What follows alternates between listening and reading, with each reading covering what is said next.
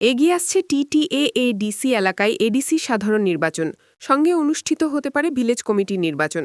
ওই দুইটি নির্বাচনকে কেন্দ্র করে তপ্ত হতে শুরু করেছে এডিসি এলাকার রাজনৈতিক ময়দান।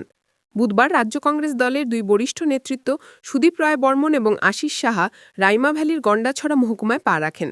বেলা ২টা নাগাদ গন্ডাছড়া মহকুমা সদরে এসেই প্রথমে ছুটে যান হরিপুর গ্রামের বারোকার্ড এলাকার নিখোঁজ সূর্যমোহন দাসের বাড়িতে। উক্ত দুই কংগ্রেস নেতার সঙ্গে ছিলেন ব্লক যুব কংগ্রেস সভাপতি বাদল সরকার সহ অন্যান্য স্থানীয় কংগ্রেস নেতৃত্বরা।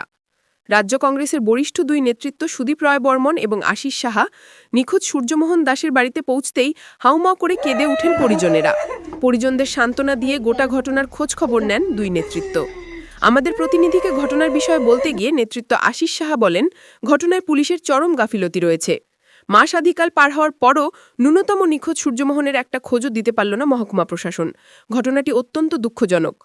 আশিস সাহা আরও বলেন, রাজ্য স্তরের কর্মকর্তাদের সঙ্গে নিখোঁজের ঘটনাটি নিয়ে আলোচনা করবেন।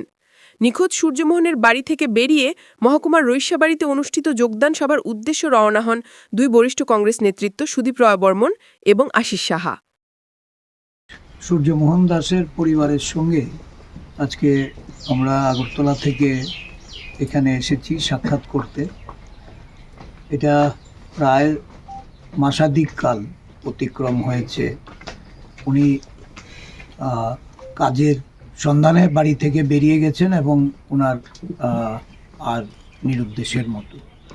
তো পরিবারের পক্ষ থেকে তারা পুলিশে যেমন অভিযোগ জানিয়েছে, অনেক খোঁজাখুঁজি করার পরও যখন ওনাকে পাওয়া যাচ্ছে না, তো স্বাভাবিকভাবেই নানা সন্দেহের উদ্রেক হচ্ছে।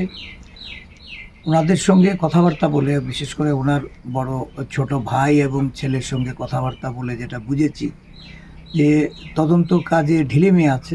পুলিশের যে তৎপরতা নিয়ে লোকটাকে খুঁজে বের করা বা তার সন্ধানে যে ধরনের পদক্ষেপ নেওয়া, সেখানে হয়তো গাফিলতি আছে। আমরা পরিবারের কাছে আমাদের সান্ত্বনা দেওয়ার মতো সেই ভাষা নেই, তবু বলবো যে প্রশাসনিক দিক থেকে আমরা প্রশাসনের উচ্চ পর্যায়ে আমরা কথা বলবো। আর এইভাবে একটা মানুষের নিখোঁজ হয়ে যাওয়া, আইন শৃঙ্খলা তো বুঝতেই পারছেন যে কোথায় গিয়ে দাঁড়িয়েছে। একদম খেটে খাওয়া মানুষ, যার পাড়া প্রতিবেশীর তাদের যে মতামত, সে তার কোনো শত্রু থাকতে পারে না, বা সে এই ধরনের কোনো